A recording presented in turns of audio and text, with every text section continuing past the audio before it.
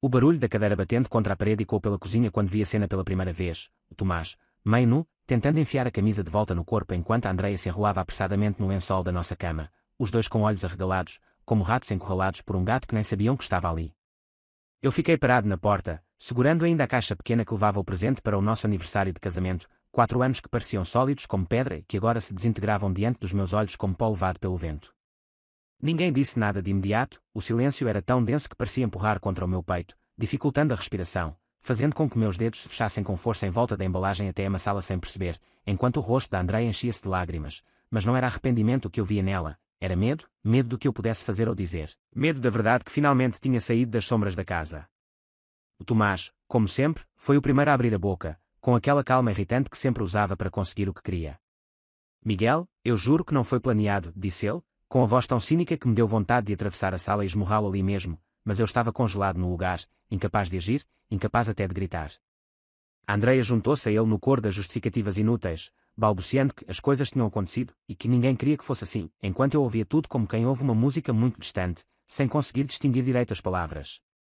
O pior, porém, ainda estava por vir, porque quando finalmente consegui mover as pernas e sair daquela casa, tropeçando nas minhas próprias emoções, recebi a primeira chamada do meu pai, o mesmo homem que tantas vezes me ensinou sobre honra e família, mas que agora dizia, com uma voz gelada e prática como um advogado num tribunal, que eu deveria ser adulto e não fazer drama, porque Tomás sempre teve um coração puro e merecia ser feliz.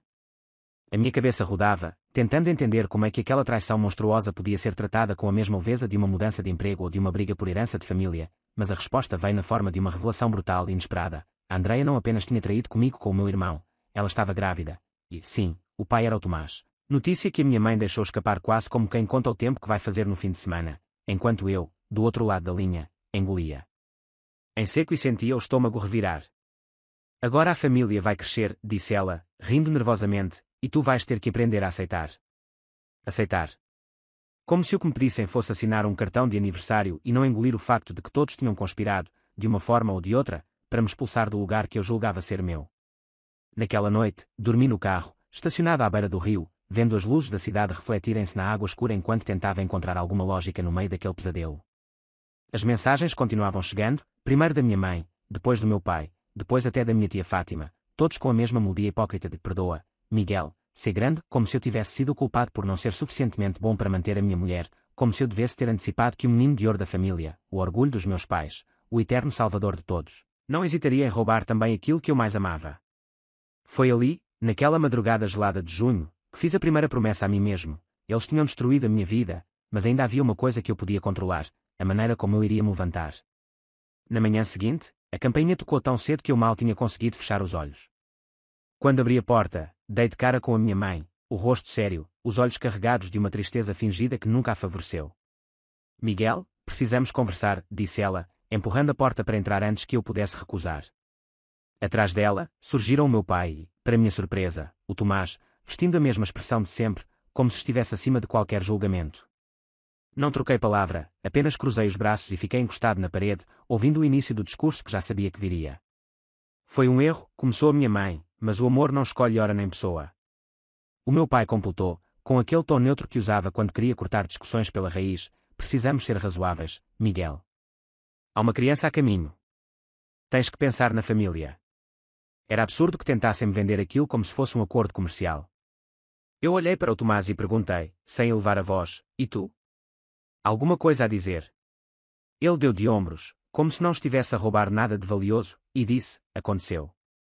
Agora o que importa é seguir em frente.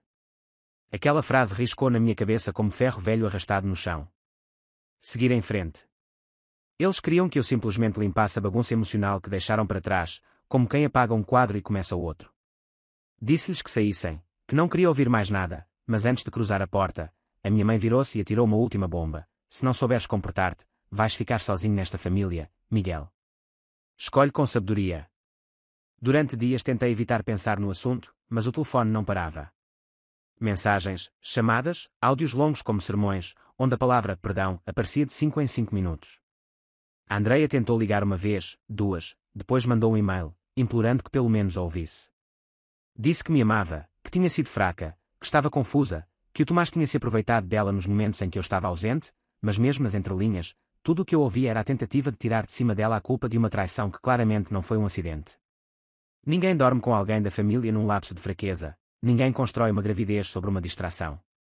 A situação piorou ainda mais quando os meus pais convocaram um almoço de família, dizendo que seria esclarecedor. Fui por puro impulso, não porque acreditasse em reconciliação, mas porque queria ouvir da boca deles o que mais tinham para justificar. O almoço aconteceu na casa dos meus pais, no salão que eles tanto se orgulhavam de manter imaculado para as visitas. A mesa estava posta como se estivéssemos comemorando alguma data importante, mas o clima era de tensão total. Sentei-me na ponta oposta ao Tomás e à Andreia, que agora usava o anel de noivado que eu tinha dado a ela, o mesmo que ela tinha jurado nunca tirar do dedo enquanto vivesse. A primeira a falar foi a minha mãe, sempre ela, dizendo que todos ali eram adultos e que, para o bem da família, precisávamos encontrar uma solução civilizada. O meu pai disse que eles tinham pensado muito e decidido que o melhor seria oficializar o relacionamento entre o Tomás e a Andreia o mais rápido possível, para evitar escândalos. Eu ri, dessa vez sem conseguir controlar. Um riso sem alegria, seco, quicou pelo salão e fez minha mãe enrubescer. Então é isso, disse eu, vocês não só aceitam como ainda querem que eu dê a bênção. A resposta foi o silêncio. Tomás interrompeu, cruzando as mãos na mesa, a voz cheia daquela arrogância natural que sempre teve. Miguel, não adianta fazer drama. O que aconteceu, aconteceu. Agora és tu que decides se queres fazer parte da nossa vida ou não. Aquilo foi o suficiente. Levantei-me tão rápido que a cadeira tombou para trás. Disse que podiam casar, que podiam viver o conto de fadas sujo deles, mas que eu não estaria ali para bater palmas. Deixei o salão sem olhar para trás, ouvindo a minha mãe gritar, Miguel, volta aqui, como se a ordem dela ainda tivesse algum peso. O que eu não sabia era que aquilo era apenas a primeira camada da traição. No caminho para casa, recebi uma mensagem do meu primo Henrique, avisando que eu precisava ver algo urgente. Era uma captura de tela, uma conversa vazada de um grupo da família em que discutiam como iriam me afastar da herança dos meus pais, sob a justificativa de que eu era emocionalmente instável e não confiável. Cada palavra era um soco. Enquanto eu tentava salvar um pedaço de dignidade no meio daquele caos, eles já planeavam como dividir o que era meu por direito. Pela primeira vez na vida, senti que não havia como voltar. Não era apenas uma traição amorosa. Era uma conspiração de sangue, pensada, construída e agora escancarada como se eu fosse o único culpado por não sorrir diante da destruição da minha vida. 2 dias depois de cortar qualquer contacto com a minha família, bati à porta do Henrique. Ele morava num apartamento pequeno no centro da cidade, mas pelo menos era um lugar onde eu podia confiar que ninguém me apunhalaria pelas costas enquanto estivesse distraído. Assim que entrei, ele foi direto ao assunto, sem rodeios ou dramatizações. Miguel, há mais coisa que precisas de saber, disse ele enquanto me passava o telemóvel com outra série de mensagens que tinha conseguido. Desta vez, eram conversas privadas entre o Tomás e a minha mãe, trocando ideias sobre como apresentar a situação para amigos da família, dizendo que a Andreia tinha terminado comigo meses antes de começar a relação com o Tomás, que o amor entre eles era legítimo e que eu, na verdade, já estava emocionalmente desequilibrado há anos. Sentei-me no sofá sem dizer nada, sentindo o peso da realidade empilhar-se no peito. Não era apenas traição, era reescrita descarada da história para me transformar no vilão oficial da narrativa deles. Henrique passou uma mão pela cabeça, visivelmente desconfortável. Olha, eu não ia meter-me, mas isto é nojento demais para ficar calado. Eles vão fazer de tudo para te apagar, Miguel. É melhor preparar-te para a guerra. Eu perguntei, com a voz rouca de quem já nem sabe sequer ouvir a resposta, por que agora? Por que esse esforço todo para me destruir? Henrique suspirou e respondeu, porque tu eras o que ainda os fazia parecer decentes. Sem ti, eles podem fazer o que quiserem sem ninguém para apontar o dedo. Aquilo fez sentido de uma forma dolorosa. Enquanto eu estivesse ali, seria sempre um lembrete de quem eles realmente eram. Passámos horas naquela noite a traçar planos.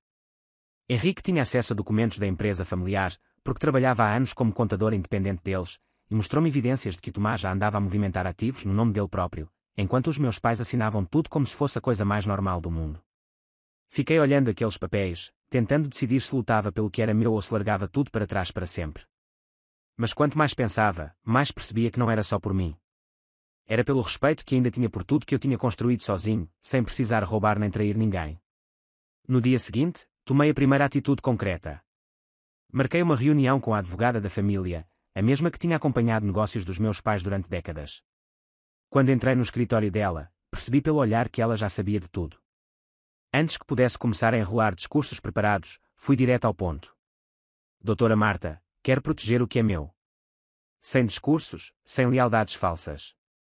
Ou me ajuda ou contrata alguém para varrer esta cidade com uma auditoria. Ela endireitou-se na cadeira, pesando as palavras, antes de dizer: Miguel, o que estão a fazer é ilegal. Mas se quiseres lutar, vais ter que sujar as mãos.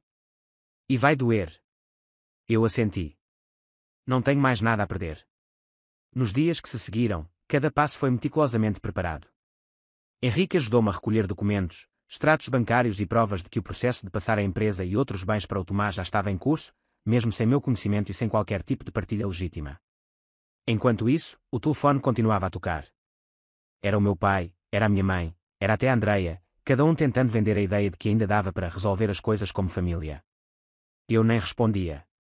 Quem trai assim uma vez, trai duas, e eu não ia ser idiota o suficiente para estender outra vez a mão. O golpe final aconteceu numa tarde de sexta-feira, quando recebi uma mensagem inesperada de alguém que eu nunca imaginaria, a própria prima da Andreia. Ela mandou print de uma conversa em que a Andreia confessava que já estava com o Tomás muito antes de eu descobrir, que planeavam ficar juntos desde o começo do casamento e que o filho era apenas a desculpa perfeita para acelerar tudo. O choque deu lugar a uma clareza fria. Toda a minha vida com a Andreia tinha sido construída sobre mentiras. Naquela noite, sentei-me sozinho na varanda do apartamento do Henrique, olhando para a rua movimentada. Sem metáforas, sem ilusões. A verdade era simples, eles nunca me amaram de verdade. Nem a Andreia, nem o Tomás, nem os meus pais. Eu era útil até deixar de ser. Agora, tinha duas escolhas: desaparecer e deixá-los reescreverem a história ou lutar e rasgar a máscara de hipocrisia que usavam para o mundo ver. Na manhã seguinte, comecei a execução do plano. Na segunda-feira de manhã, entrei no escritório do advogado que contratei e coloquei em cima da mesa toda a documentação que o Henrique e eu tínhamos juntado nas últimas semanas. Ele, um homem calvo de meia-idade com olhos pequenos e atentos, passou quase uma hora em silêncio folheando página por página, apenas murmurando de vez em quando, até pousar o último papel com um suspiro pesado. Miguel, se isto não for suficiente para arruinar o plano deles, nada será, disse ele, ajustando os óculos e olhando-me diretamente. Podemos contestar todas as transferências de bens como fraudulentas, pedir uma auditoria judicial completa da empresa da família, bloquear as contas e congelar o que estiver no nome do Tomás. Mas tem que estar preparado para a guerra. Vai perder amigos, vai perder a pouca relação que ainda existe, e eles vão fazer de tudo para te pintar como o filho rancoroso que destruiu a família. Assenti sem hesitar. Eles já destruíram a família, doutor. Eu só vou arrancar a fachada. Demos entrada no tribunal no mesmo dia, pedindo medidas cautelares de urgência para impedir qualquer movimentação dos ativos. Quando a notícia chegou à minha família, a reação foi quase imediata. No dia seguinte, o Tomás apareceu à porta do meu prédio. Não me ligou, não mandou mensagem, simplesmente subiu e bateu com força até que tive que abrir para evitar chamar ainda mais atenção dos vizinhos. Ele entrou como um furacão, nem sequer pediu licença. És mesmo nojento, Miguel, cuspiu, aproximando-se de mim. Fazes isso conosco. À tua família. Fechei a porta atrás dele com calma e respondi, mantendo a voz firme. Família é quem não te esfaqueia pelas costas, Tomás. Tu e os nossos pais fizeram a escolha de me tratar como inimigo. Agora só estou a retribuir. Ele riu, um riso amargo, e abanou a cabeça. És patético. Ninguém vai ficar do teu lado. Cruzei os braços e encarei-o sem piscar. Talvez não. Mas prefiro estar sozinho do que rodeado de traidores. O processo foi rápido. A juíza responsável viu claramente a tentativa de movimentação ilegal de bens e decretou o bloqueio preventivo da empresa e das contas pessoais do meu pai e do Tomás. No dia em que o oficial de justiça apareceu na empresa para selar os documentos, a minha mãe ligou-me. Atendi, mais por curiosidade mórbida do que por vontade real de ouvir o que ela tinha para dizer. Miguel, estás a destruir-nos, disse ela com a voz embargada, estás a destruir a tua própria família. Apoiei a cabeça na mão enquanto escutava, sem pressa. Vocês destruíram a família quando decidiram proteger o Tomás e cuspir na minha cara. Eu só estou a garantir que levem as consequências pelas escolhas que fizeram. Houve um silêncio longo do outro lado da linha, até que finalmente ela disse, esperávamos mais de ti. E desligou. No meio desta guerra, uma pessoa que eu nunca esperava ter ao meu lado apareceu, a Beatriz, prima afastada que eu mal via desde criança. Ela trabalhava numa empresa de auditoria e, ao saber da confusão, mandou-me uma mensagem oferecendo ajuda. Nos encontramos num café discreto perto do tribunal e ela trouxe algo que mudou tudo, cópias de contratos antigos que mostravam que, quando a empresa foi fundada, metade dela foi registrada em meu nome, ainda que eu fosse apenas um bebê, como parte de um plano fiscal. Esses documentos nunca tinham sido mencionados por ninguém e estavam cuidadosamente esquecidos nos arquivos. Com essas provas, não havia como contestar a minha parte legal na empresa. Levei tudo para o advogado, que sorriu pela primeira vez desde que começamos. Com isso, disse ele, não só conseguimos impedir que te roubem, como podes reivindicar controle da sociedade. Não vai ser bonito, Miguel, mas agora temos vantagem. Passei a noite em claro, pensando no que fazer. Parte de mim queria acabar com tudo ali, não prolongar mais o sofrimento, deixar que ficassem com o que tanto queriam e seguir a minha vida em paz. Mas outra parte, mais amarga e talvez mais verdadeira, sabia que se eu deixasse passar, eles fariam o mesmo a qualquer outra pessoa que ousasse contrariá-los. Na manhã seguinte, entrei no tribunal com o processo de petição de controlo em mãos. Quando o advogado do Tomás viu o novo pedido e os documentos anexados, ficou lívido. Tentou argumentar, tentou adiar, tentou intimidar, mas a juíza foi clara, a documentação era válida e eu tinha direito à minha parte. Durante a audiência, o meu pai olhou para mim como se eu fosse um desconhecido, como se ele não tivesse sido o homem que me ensinou a andar de bicicleta, que esteve presente no meu primeiro jogo de futebol. Mas esses momentos agora pareciam pertencer a outra vida, a outra pessoa. A sentença foi favorável. Temporariamente, a empresa ficaria sob administração judicial até que a partilha fosse definida. Mas o mais importante já estava garantido, eles não podiam vender, transferir ou mexer em nada sem a minha autorização. Quando saí do tribunal naquele dia, o Tomás tentou aproximar-se, talvez para outra conversa de desculpas ou ameaças disfarçadas, mas eu virei as costas antes que ele dissesse qualquer coisa. Eu não era mais o Miguel que aceitava tudo calado. A notícia espalhou-se rápido entre a família e os conhecidos, Miguel Oliveira tinha destruído tudo. Essa era a história que contavam, convenientemente omitindo quem tinha começado a guerra. Durante semanas, evitei responder mensagens, ligações, convites para encontros que nada mais eram do que armadilhas para tentar puxar de mim alguma reação que pudessem usar a seu favor. A Andreia, no entanto, não desistiu facilmente. Uma tarde, enquanto saía do escritório do meu advogado, encontrei-a encostada no meu carro, com um olhar que misturava arrogância e desespero. Caminhei até ela, sem alterar o passo, já sem a sensação de perder o chão cada vez que a via. Quando me aproximei, ela endireitou-se e cruzou os braços, tentando recuperar a postura que sempre usou para manipular quem a rodeava. Miguel, precisamos conversar, disse ela, a voz forçadamente calma. Parei a meio metro de distância e esperei sem dizer nada. Não podes simplesmente fingir que eu não existo, continuou ela. Eu estou grávida. E mesmo que não queiras saber de mim, o bebê é teu sobrinho. Respirei fundo, sentindo a raiva subir como uma corrente elétrica. O bebê é responsabilidade tua e do Tomás. Eu não faço parte dessa história. Ela hesitou por um segundo, percebendo que as velhas táticas já não tinham efeito. Os teus pais não estão bem, insistiu. Estão a sofrer com tudo isto. Podias ser mais compreensivo. A vontade de rir quase me venceu, mas mantive a seriedade. Eles fizeram a escolha deles. Eu só estou a viver com as consequências. Sem esperar mais resposta, abri a porta do carro e entrei. Antes de fechar, ainda ouvi a última cartada dela: se continuares com isso, vais acabar sozinho. Arranquei sem olhar para trás, sem permitir que aquela ameaça ganhasse espaço na minha cabeça. Com o tempo, as coisas começaram a encaixar-se. A empresa foi dividida oficialmente, metade ficou sob minha gestão direta e a outra parte passou por um processo de venda para pagar as dívidas ocultas que o Tomás e o meu pai tinham acumulado em segredo. Não sobraram bens suficientes para manter o estilo de vida a que estavam habituados. A casa de família foi hipotecada e, eventualmente, vendida. O nome deles, antes tão respeitado na cidade, ficou associado a escândalos de má administração e traições familiares. As portas que se abriam com sorrisos agora batiam-lhes na cara sem cerimónias. Não senti satisfação nem orgulho ao assistir à queda deles. Sentia apenas uma estranha neutralidade, como quem observa a chuva cair pela janela sabendo que era inevitável. O que me surpreendeu foi perceber que, longe daquele ambiente, a minha vida começou, finalmente, a florescer. Recebi propostas de novos negócios, conheci pessoas que valorizavam a minha palavra sem medir meu valor pelo sobrenome ou pelos laços de sangue que carregava. O Henrique tornou-se um verdadeiro irmão, o único que merecia esse título, e a Beatriz, que inicialmente apenas queria ajudar, acabou tornando-se alguém muito mais importante do que eu poderia imaginar. Um ano depois de toda a guerra, sentei-me num pequeno restaurante do outro lado da cidade, longe dos olhares conhecidos, à espera da Beatriz para jantar. Quando ela chegou, trouxe consigo a energia leve que eu já associava à paz que eu achava que nunca teria. Conversámos sobre tudo menos o passado. Ela perguntou, num momento de silêncio, se pudesses voltar atrás, terias feito diferente. Olhei para ela e respondi com sinceridade. Não. Teria sido pior fingir que estava tudo bem.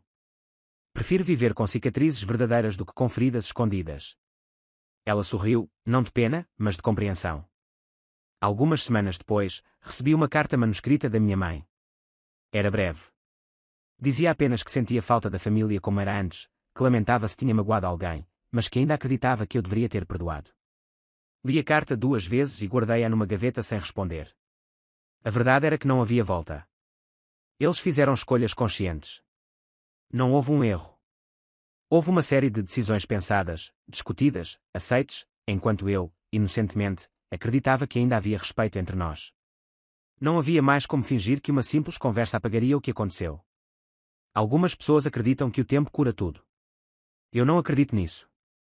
O tempo apenas coloca as coisas em perspectiva. Hoje, olho para trás e vejo um homem que precisou ser traído, humilhado e descartado para finalmente perceber o próprio valor. Não foi fácil, não foi bonito, não foi heroico. Foi apenas real. A última vez que vi o Tomás foi por acaso, num supermercado. Ele empurrava um carrinho com uma criança pequena sentada na cadeirinha, provavelmente o filho que gerou enquanto destruía o que restava da nossa família. Passou por mim sem dizer palavra, os olhos baixos, a expressão carregada de uma vergonha que nem a arrogância habitual conseguiu esconder.